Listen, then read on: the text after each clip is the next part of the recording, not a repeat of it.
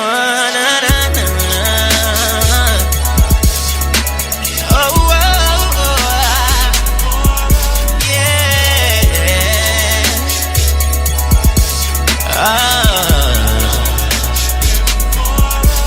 Yeah. Before I let you go, can I get a kiss? Can I feel them lips? I'm talking about the ones between your hips. What's up? What's up? I just wanna know right now, before I take you out, girl. I wanna know if I should be spending all of these dollar bills on you. I wanna know that after we leave the club that you gon' be trying to come through. What's up? What's up? I just wanna know right now, baby, before I go, can I get a kiss goodnight? Man, what's happening, people? Welcome to the Tariq Elite Show. My name is Mr. Tariq Elite, also known as King Flex, also known as Tariq Nasheed. And I'm so glad to have everybody tuning into today's show. We're going to chop up some good game as usual. No phone calls on today's show. We're just going to spit all the way through. Brief and to the point. Today's show is brought to you by HiddenColorsFilm.com. That's where you can get Hidden Colors 1, 2, and 3. Also, today's show is brought to you by the horror movie The Eugenist. You can go to iTunes right now and order The Eugenist. Get the instant download and watch The Eugenist right now. Also, today's show is brought to you by Tariq Elite, the clothing line. All that fresh fly gear, you can go to TariqElite.com and get that right now, ladies and gentlemen. And I hope you guys are following me on Twitter and Instagram. My Twitter is at Tariq Nasheed. And my Instagram is at Tariq Elite. And let me put on some MACKIN music because we're going to get right to the point. Let me throw on some MACKIN music so I can chop up game. Now again, today's show is going to be somewhat brief. So let me get into some topical things, some things that's been going on in the news. Let's talk about some of those things right now. A lot of people are talking about the Ebola patient. I know some of you have heard about this gentleman. There's a black male who came over. I think he was visiting Africa and he flew into Dallas and they said he had Ebola, and this gentleman died today. And a lot of people were tweeting me about this because I tweeted about that a week ago about how interesting it is that a lot of these white missionaries got Ebola and all of them were magically cured. Now, all of a sudden, there's no more cure for black folks who get it. So the blatant white supremacy is just getting pushed in your face. And I'm not going to get too heavy on today's show. Today's show is going to be somewhat lighthearted. But again, we just have to be cognizant of all of this stuff that's going on. But it's just very interesting. This gentleman died today. And I think this thing was a test run. This is nothing more than the Tuskegee experiment. That's all it is. This is the Tuskegee experiment. They basically monitored this guy and his Ebola virus that was in him, and then they basically sat around and saw how fast he would die. This was a test run. This was almost like using this man as a guinea pig. And I think, and I predict now, that they're going to start deliberately targeting this virus, this Ebola, in specific spots in black areas around the country, around America. I honestly think that. From what I understand today, there were some more people suspected of having this Ebola virus. So we got to just keep our eyes open to what's going on out here. We don't understand how serious and nefarious white supremacy is. This is not a game. They're dead serious with this. This genocidal code that's going on. They're very serious. And again, I think that they're going to start targeting certain black areas with this Ebola. Certain black areas that's more isolated and contained, like certain housing projects. You just keep your eyes open for this. They're going to release it in targeted neighborhoods. This was a test run. They just want to see the reaction of the public. They want to see if people are buying the BS that they ran out of the serum or the antidote to cure this Ebola virus.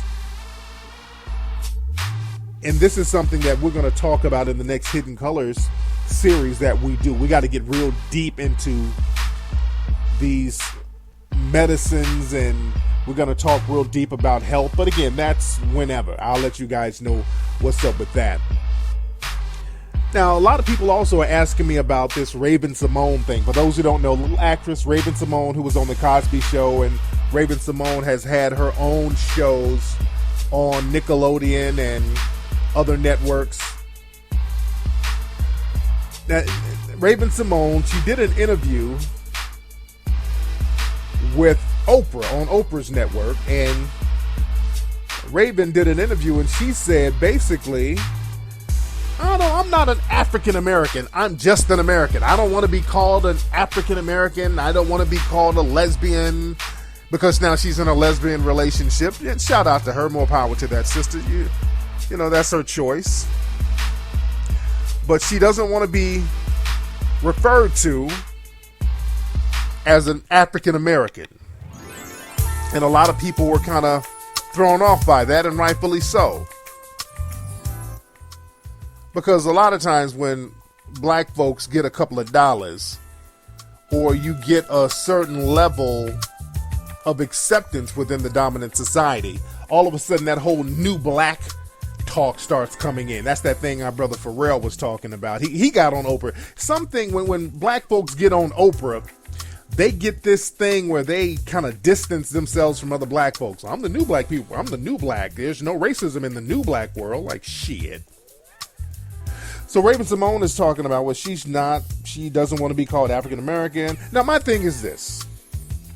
If you don't want to be called African American because you want to define yourself, I can roll with that. I can roll with the I don't want to be African American argument if the argument is targeted to a certain narrative. Like, I think we should define ourselves. We should define ourselves. I say that. If I say, because I rarely refer to myself as an African American. That's why I like to use the term melanoid, because that's us defining ourselves.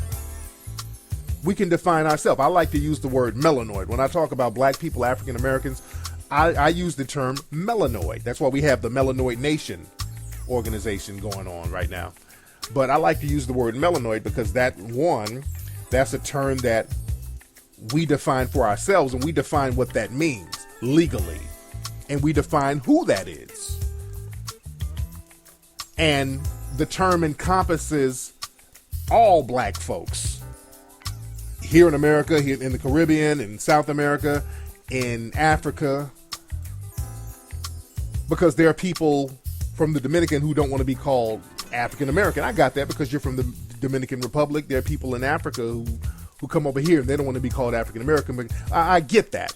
That's why, again, I like to use the word melanoid. Wherever you are, if you're in Africa, you're still a melanoid person.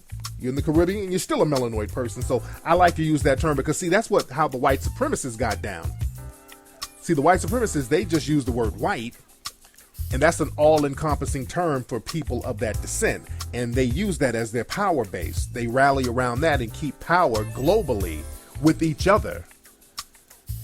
See, the thing is, we as melanoid people, we get divided. We get told, okay, well, you're this, you're Dominican, you Puerto Rican, you all look the same, but the white supremacists, they told you and defined these terms for you, and now you're all confused, and there's a lot of division, and when there's division, there's control by the dominant society. So you're controlled because they've given you these labels to define yourself for the sole purpose of dividing you.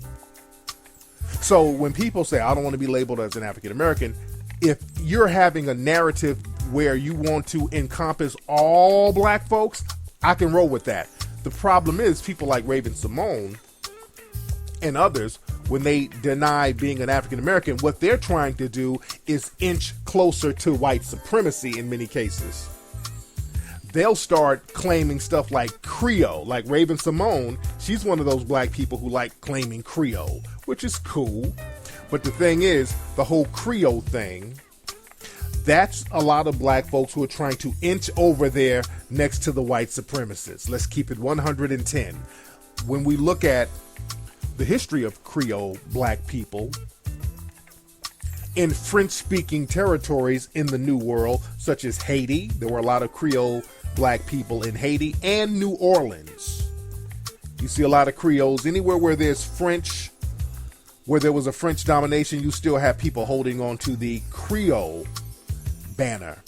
And that's because during slavery, the French, they'll temporarily grant, or they temporarily granted the Creole black people certain privileges that they did not give to other black folks. So a lot of times the Creole black people thought that they were better than all of the other black people because the white supremacists just carved out a temporary niche for them.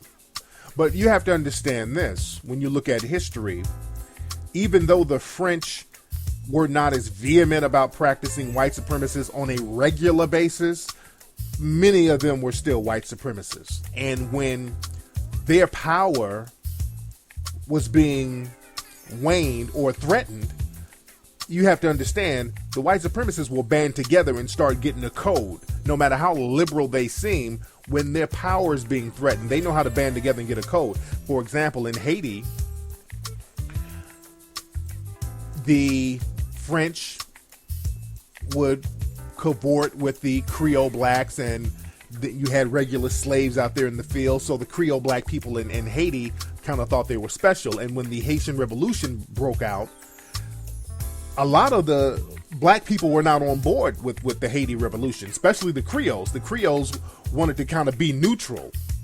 They just kind of wanted to be in the middle. That was the black folks. That was the darkies. It was their problem.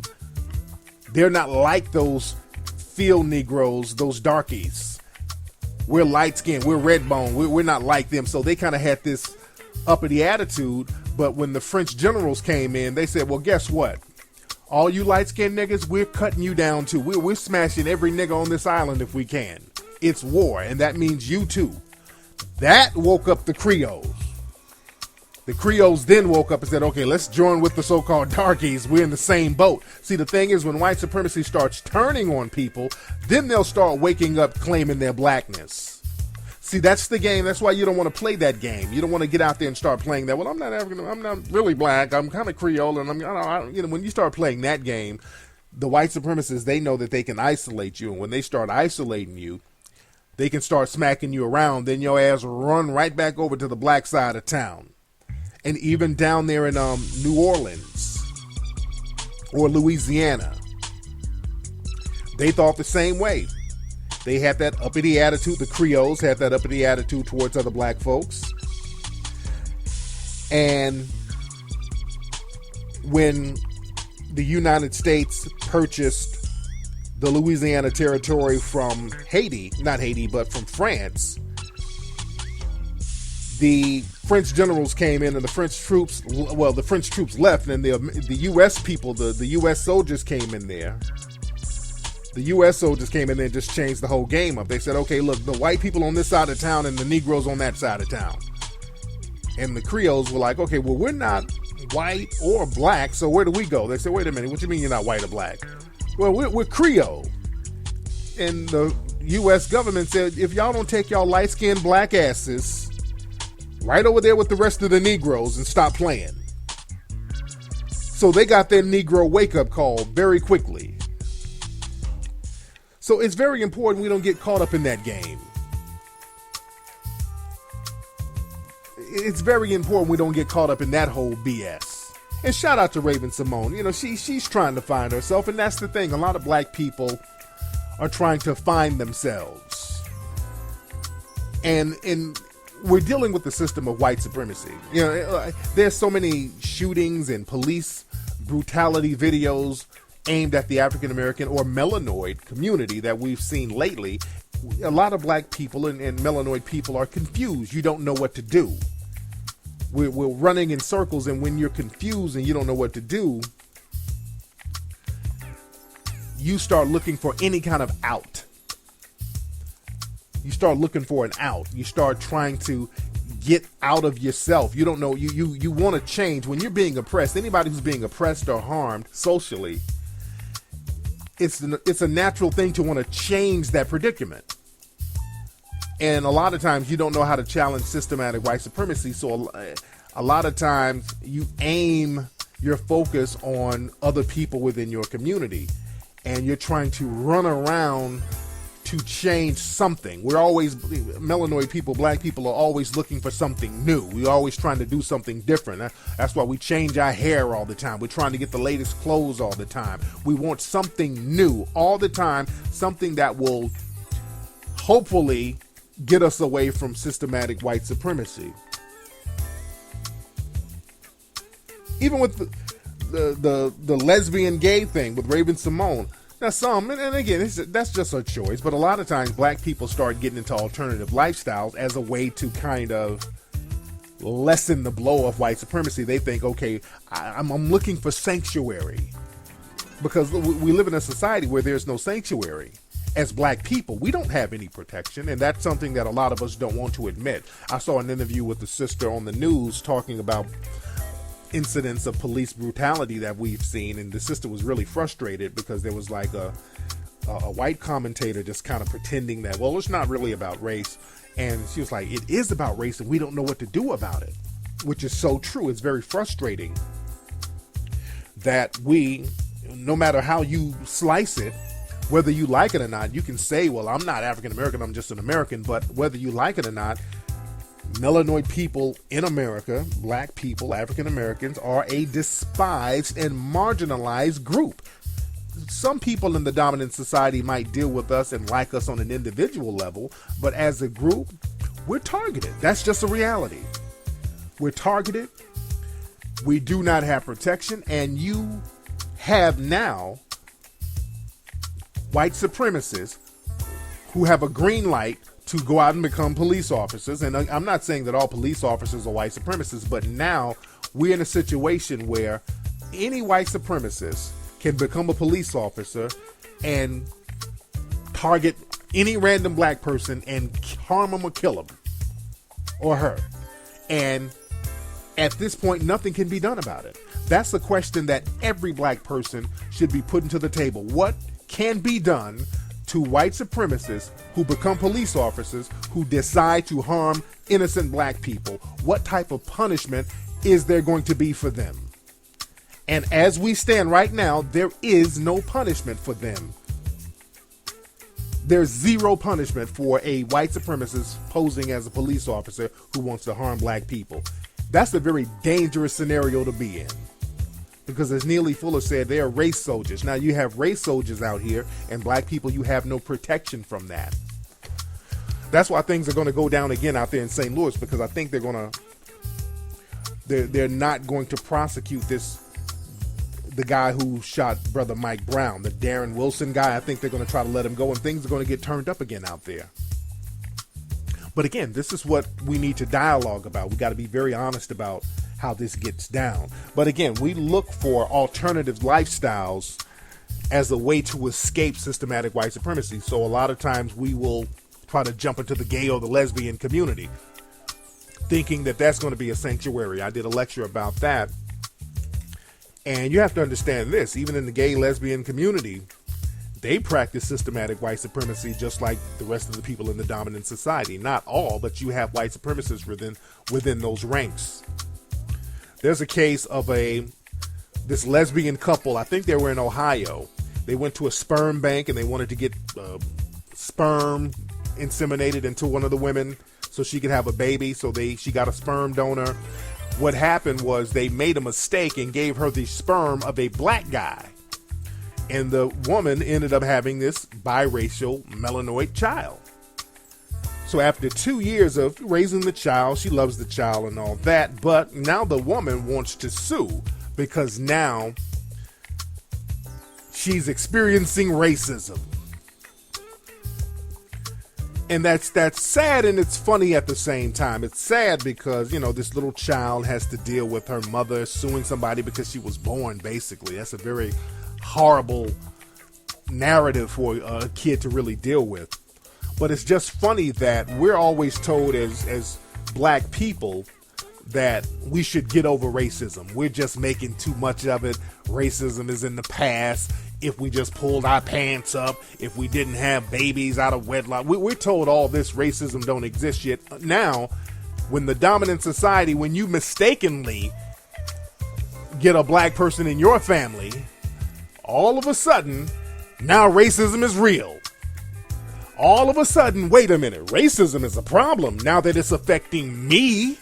See how that works? Now the white supremacists are like, okay, I'm being affected by racism. We need to do something about it. I need to get compensated.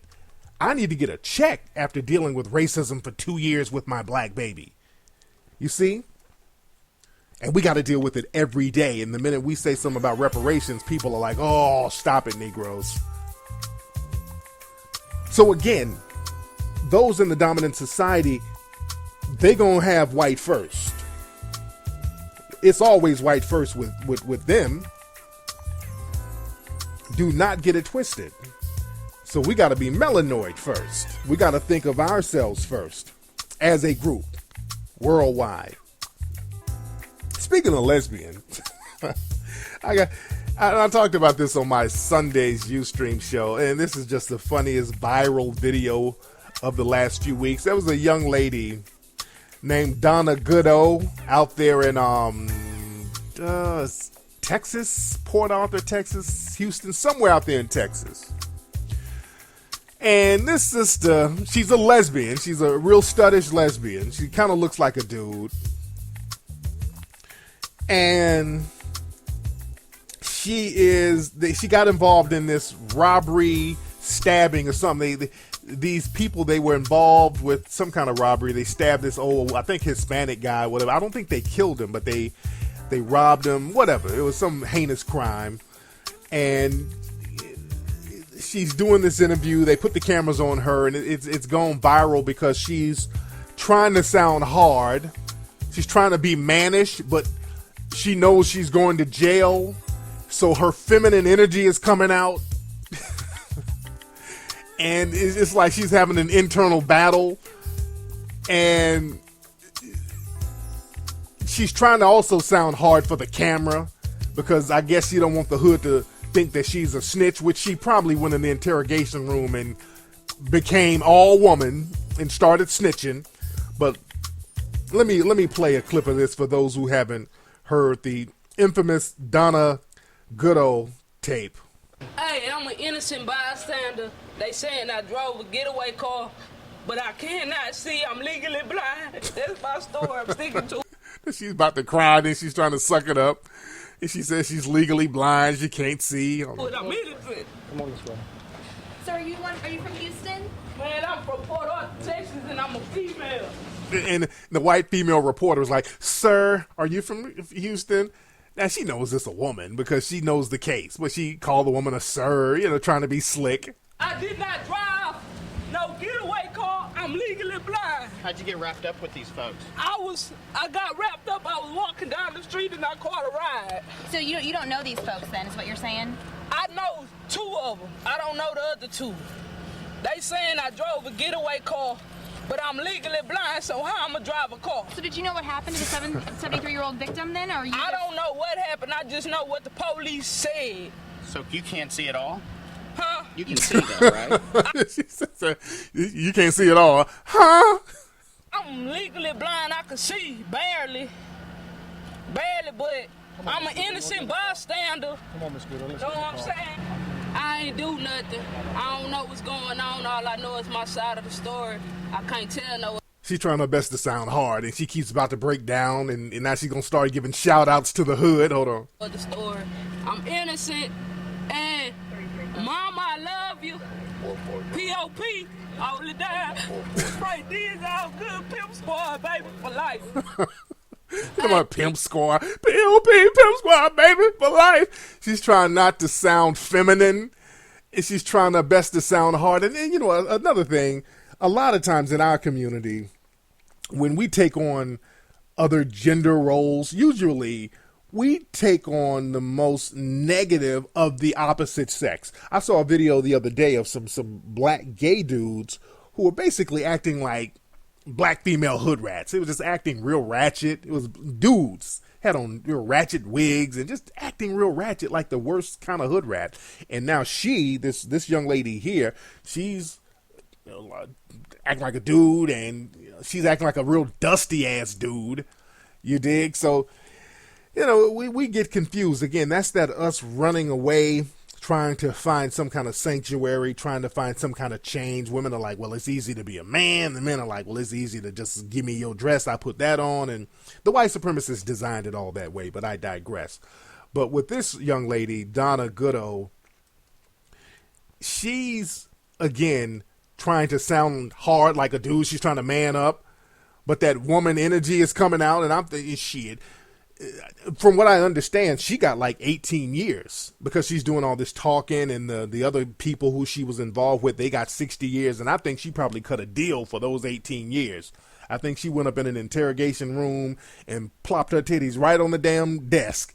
All the woman came out. I think she probably went in there and started her period.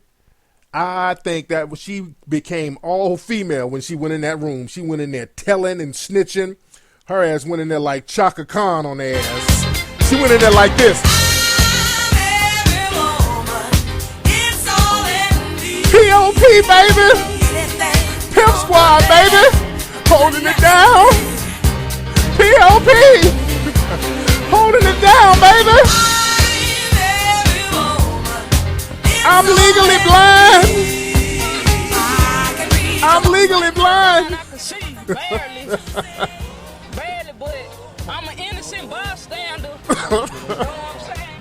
I ain't do nothing. So, nigga, she cut a deal. All the woman came out. All that old hard gangster shit went out the window when she went in that room. She pulled her titties out, started her period, and started singing, nigga. She didn't fool nobody. That's why that woman got 18 years and everybody else got damn near life. But I digress. Let me get into some game, ladies and gentlemen. Y'all ready to get into some game? Let's get into some game. I haven't really chopped up some game in a minute, but I'm going to chop it up right now, family. What are we going to talk about? We're going to talk about sloppy mackin'. That's what we're talking about. We're talking about sloppy mackin'. And what made me want to talk about sloppy mackin' was the Wiz Khalifa Ambere Rose situation. Now, for those who don't know, rapper Wiz Khalifa and model slash, I would say actress. She was in a movie called A Gang of Roses Part 2. So she acted in that movie. Wasn't an Oscar-winning performance, but she did her thing. And I like Ambere Rose. Very lovely young lady. But they're getting a divorce. She filed for a divorce because it was said that Wiz Khalifa got caught. She caught him in bed with some twins. And I think it was at one of their homes. She came home and found this dude in bed with some twins. And the twins, there are pictures of the twins floating around. And some people are saying that the women are real average. But it's, like they say, 2 5s make a 10. Shit. If you got 2 5s, you got you a 10. And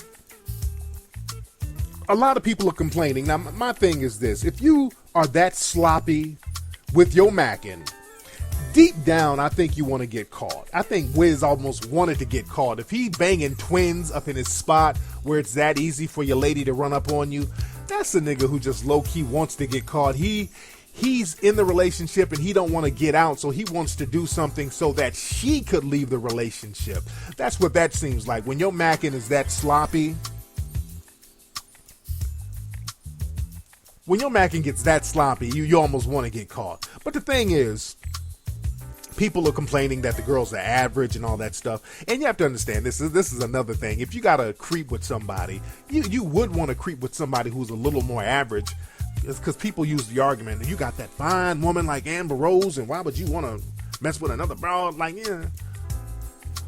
The thing is, if you get another side piece, you don't want another dime. No, because if you get another dime, a real hot chick, a side chick, the dime is going to start wanting to campaign for first place. She's going to start trying to knock the main chick from the top spot. See, another dime, they don't like playing second fiddle, especially when they know they're a dime. They want to go for the top spot. That's in any situation. They want to be in the big house. They don't want to be out there in the field. They want to be on the big house.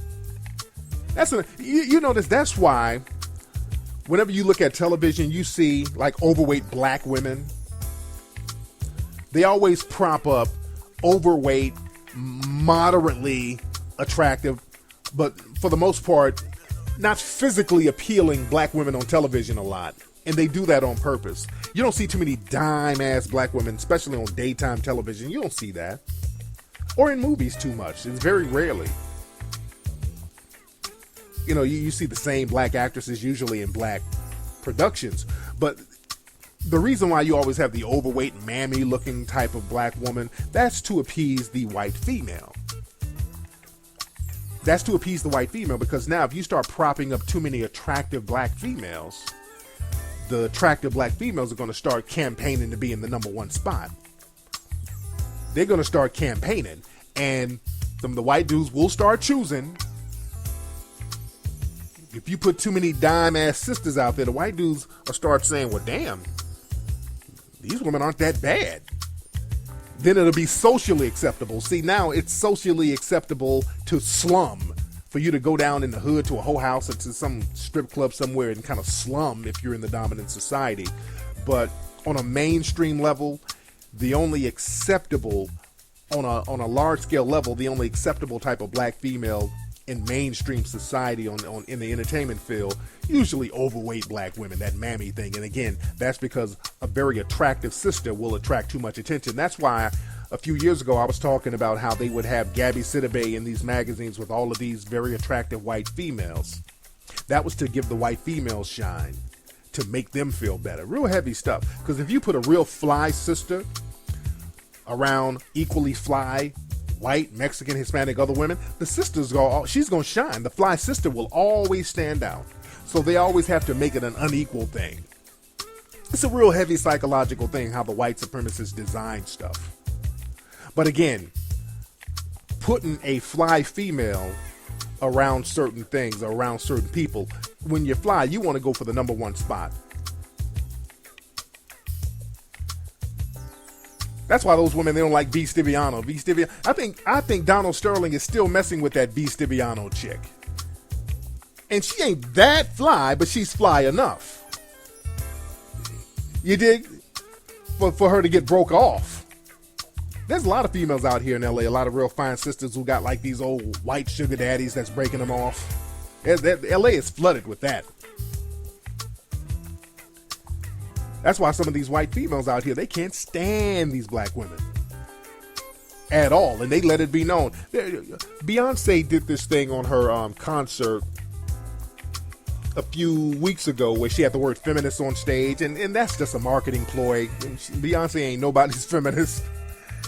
Basically, if you pop in your ass and you're a married woman with your kid in the audience, you better make it political. You better make it seem like you're doing it for some kind of socio-political reason. So they threw that whole feminist thing up there, and a lot of white feminists are calling that out. Like there's a woman named Annie Lennox who's a singer, and she was like, today she put out an article kind of calling Beyonce's so-called feminism out, saying it was tokenism and things like that. And I understand where they're coming from. The white feminists, if you're a black female, they don't look at you as one of them as far as no feminist. They know you're faking the funk when you say you're a feminist, because white feminism is basically an extension of white supremacy. I've done a lot of shows on that, and I might have to do some more in-depth shows on that for people to really get the gist of how that goes down. But that's an extension of systematic white supremacy. So inherently, they're not going to really embrace black females. So the only time they'll use black females is if they're using black females against black males, which in turn will use that against the whole community. But again, I digress. And speaking of Beyonce for a minute, what the hell is up? Speaking of Beyonce and Sloppy Mac, and Beyonce's dad, Matthew Knowles. Matthew Knowles, this is the sloppy Mackinist dude. Matthew Knowles, this dude he got divorced from Beyonce's mother. This brother is out here banging every hood rat in Houston. This dude is damn near 70 years old. Matthew knows he got a divorce. I think a year ago he had one kid, a boy. Now he done had another kid by some other chick named Taquan or Taquasia, some shit. They got a kid. It was found out that the kid was his, and then he's married to some other chick. I didn't know Matthew Knowles was remarried, but he's married to some other chick, got 2 other kids by 2 other women out here that's infants, and this nigga's out here, you 70 years old or damn near 70, you busting nuts up in chicks named Taquan or Taquise or whatever her name is. When over the age of 25, you shouldn't be busting nuts up in no Taquans or Taquishas or whatever. You shouldn't be busting up in women like that raw. So this dude is on some sloppy macking shit heavy. And the thing is, a lot of times when dudes start sloppy macking like that, these are dudes who are in that delayed player stage. He was married to Beyonce's mom for a long time. He didn't get out here and play the field like he wanted to. So now that he has a little name, he can say, hey, I'm Beyonce's dad. So now that gives him a little clout in the hood rat circles, I guess. So now he's just sloppy with it. The man is just sloppy, and he's too old to be that sloppy with his macking. Matthew, you gotta sit down somewhere, player. You out here acting like America's next top sugar daddy, and these women see how sloppy your game is, they gonna get you. It's nothing for one of these hood rats to get knocked up by you, and now they got Beyonce's sister. And now you know they just waiting on the kid to be able to talk so they can try to put out an album and promote it as Beyonce's sister's new album. You dig? So Matthew, that's sloppy how you getting down, brother. That's why your kids out here acting a fool. Solange out here beating people's asses in elevators. The apple don't fall far from the tree. If the dad is raggedy with his, the kids are going to feel that energy. So Matthew, your macking is real sloppy, bruh. But the thing is, you got to understand this. A lot of times, sloppy macking can be a situational situation. Sometimes it's when dudes see a situation that presents itself, they just jump on it because the situation is there, and they don't think about the repercussions, and all the repercussions are sloppy. Just like with Arnold Schwarzenegger. Now, Arnold Schwarzenegger, he was an opportunist. He had a Mexican maid living up in his house with him and his wife. And whenever his wife was gone, he was creeping upstairs, banging the shit out of that Mexican maid. And that Mexican maid looked a beast. She wasn't nowhere fine. That maid looked like the damn Terminator. And he's banging her, and they got like a little old half Mexican kid, and the kid looks like Arnold Schwarzenegger. It's sloppy. It's so sloppy. And, you know, his lady left him. So that's an opportunistic type of sloppy macking. So guys, you got to think about the repercussions. Sometimes guys get caught up in the moment and start doing some real raggedy shit and not think about the repercussions. But the thing is, with Wiz, I think, again, that was another situation of opportunity. Because even though the women were so-called average, they weren't bad-looking women. But the thing is, Wiz, he found 2 twins that were down to do the do. And that's something that a lot of guys want. That's a fantasy that a lot of guys have. A lot of guys want to get with twins who's down to have a threesome. I dated a girl who's a twin, and she said people used to come at her and her sister with that bullshit all the time. Dudes would always be like, I want to get with both of y'all. She got just fed up with that all the time from dudes. And that's a fantasy. Guys wanting to be with twins. So Wiz found these twins who were average and said, well, shit, this opportunity might not present itself again, so let me get down with this. And this fool did it up in his house, and he did it real sloppy. So the thing is, man, if you're going to be in the game, if you're going to be out here getting your Mac on, at least don't be sloppy with it. Think about the repercussions. Don't fuck up a happy home over some raggedy-ass ratchet sex that ain't even worth the exchange. Now, Wiz, you had a nice little dime piece. Wiz, that was a messed up move. You could have done your macking a little bit better than that. if you wanted to creep, nigga, you should have done it on tour, on the road or something. You don't bring that up in your spot. Damn. Again, I'm not the moral police. I'm just the technicality police. I'm like, nigga, at least don't be sloppy and do the shit all up in your spot like that for your lady to walk on in. And now you done fucked up somebody who's a dime, who's giving you a good look. Wiz got to understand, Amber Rose was giving him a good look. Being with Amber Rose, they kind of helped each other with that, because that got him, you know, that created a whole power couple dynamic. So now, this was a dude, a rapper, who had a real fly chick who's a model, who used to be with Kanye. So that was kind of a good look for the dude, because the power couple thing, you know, that brings you to a different audience. Now, different media and different press, they're trying to get at you. So he had to look at this from a business standpoint. Now he's just another nigga rapping. Another nigga rapping, banging ratchet ass chicks. That's average. But a dude rapping with a nice supermodel, I won't say supermodel, but with a model wife, that's a better narrative. And that's more of a package that you can brand. So Wiz is not only fucking up with his marriage, he's fucking up his brand and his money too. So you can't be that sloppy. You got to be thorough with your game and understand how to brand yourself and how to keep your shit in order, and not just throw your life away for a couple of nuts. We got to get off that bullshit. Anyway, y'all, that's been today's episode of the Tariq Elite Radio Show. I am Tariq Elite. Glad to have everybody tuning in. I will holler at you guys this Sunday on Ustream. Peace.